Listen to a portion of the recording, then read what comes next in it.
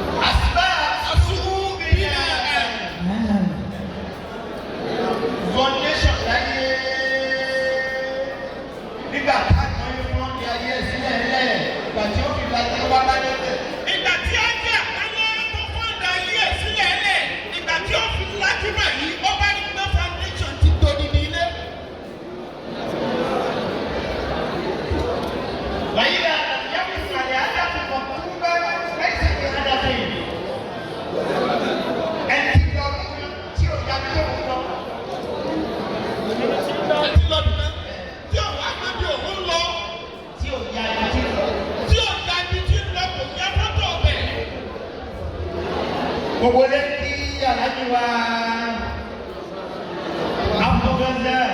Abdulrazak Ayinde Baba Dini tọkàntọkàn ti yànjá alájí wa Abdulrazak Baba Dini ẹ wá kí baba mi mọ́mú bàdàn.